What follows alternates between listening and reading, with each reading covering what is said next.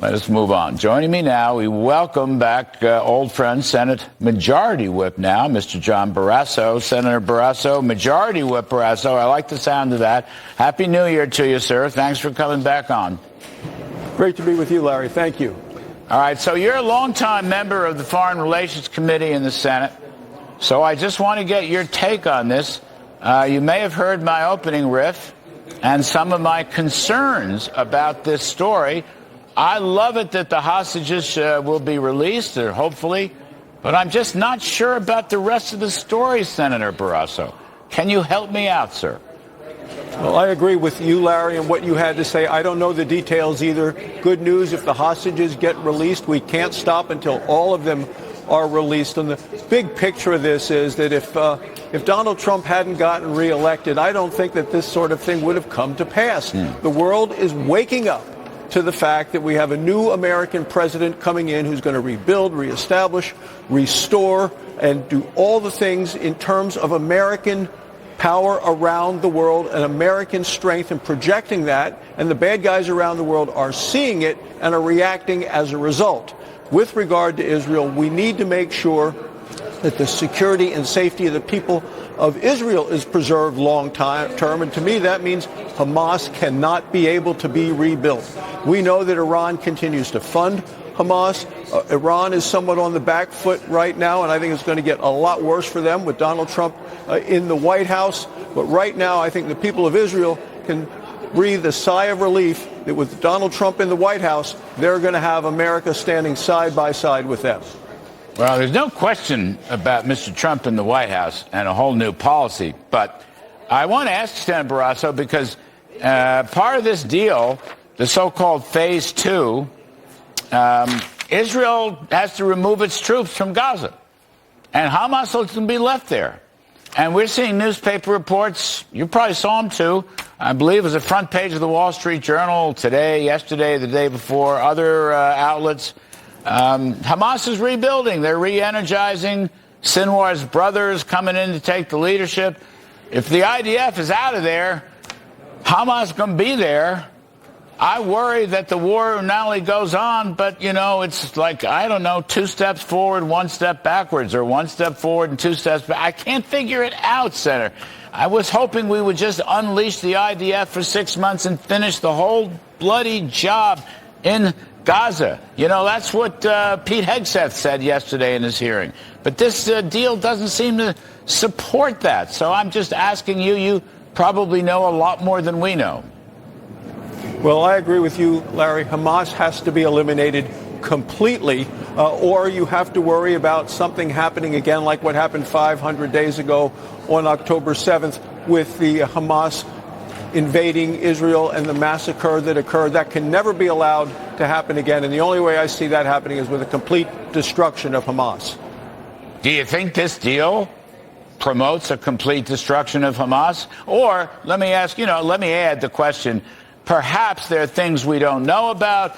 Perhaps there are plans we don't know about. But, on the surface, prima facie, it just doesn't sound like it.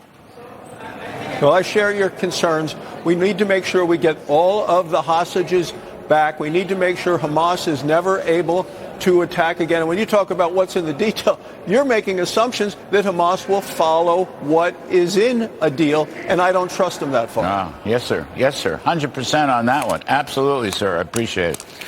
All right, Senator Barrasso, let's move on to sunnier thoughts right now.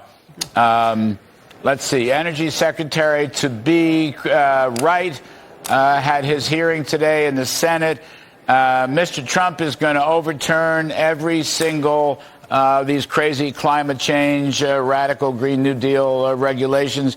What can you tell us about that? I mean, I think I was talking to Marsha Blackburn, Senator Blackburn, I think it was yesterday. He may put out 100 regs on Inauguration Day, Monday, January 20th. He may wind up putting out 1,000 regs. What do you think about all that? Well, President Trump and Republicans are going to make America energy dominant again, which is good news for American families who will see this fact that they will save money on energy, heating their homes, driving their vehicles. Look, Larry, energy was on the ballot this year in Election Day, an American energy one. If you want to have a strong, healthy, and growing economy, you need affordable energy. Affordable energy is right there for a strong economy, for a strong military. And I'm from Wyoming. Wyoming is America's energy breadbasket. America is a world energy superpower. We just haven't acted like it for the last 4 years. We're going to act like it again. I think President Trump, day one, is going to sign enough executive orders, a blizzard of executive orders, taking the handcuffs off of American energy, getting rid of the EV mandates, the EV tax credits, all of those sorts of things, and getting rid of this ridiculous moratorium on the exploration and the ability for us to send overseas to our allies natural gas, American energy, because energy is known as the master resource for a reason. It powers our economy, powers our military. It's good American jobs. Affordable energy is the key to a future. You know, the Biden extremism on blocking out fossil fuels and trying to promote these electric cars and mandated and emissions, tailpipe emissions. They tried hard to persuade us.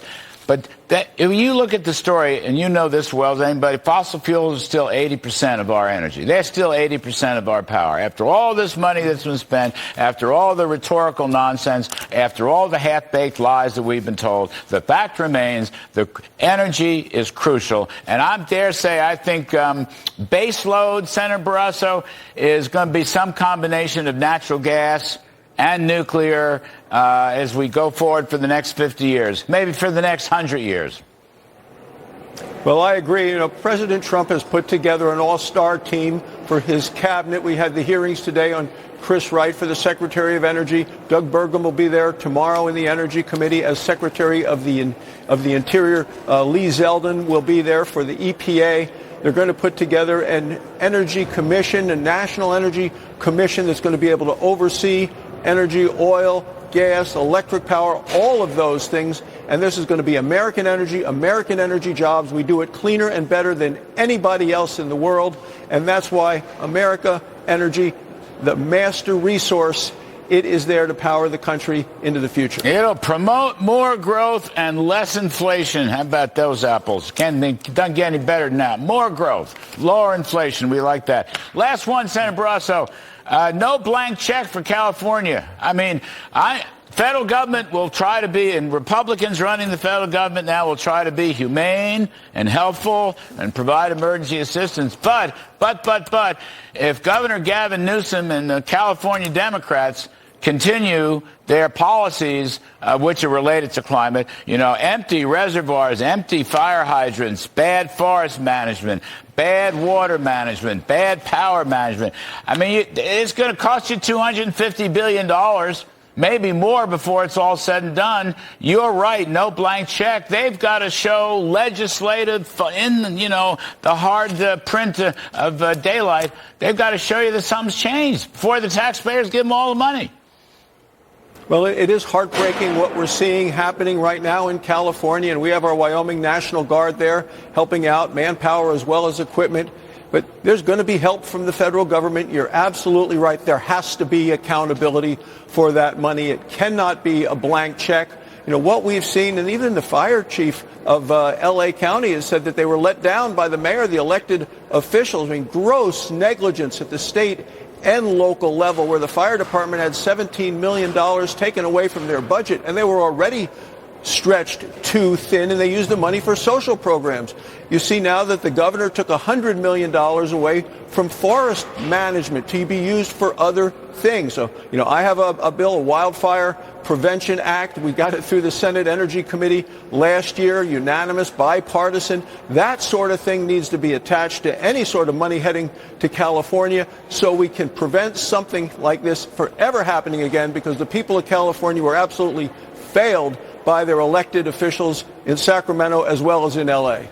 Yeah, Senator, I pray for the people in the Los Angeles area. I pray for them. I truly do. But I also pray that Gavin Newsom, state and local officials will come to their senses, because you're going to give them all this money and something's got to change. This is almost an apocalyptic event here. It actually could have an unbelievable change in California politics. And I think you and others can help that change in California politics. Carrots and sticks. It's an old-fashioned idea. Carrots and sticks. Anyway, Senate Majority Whip John Barrasso, thank you, sir. We appreciate your time very much. Thank you, Larry. All right.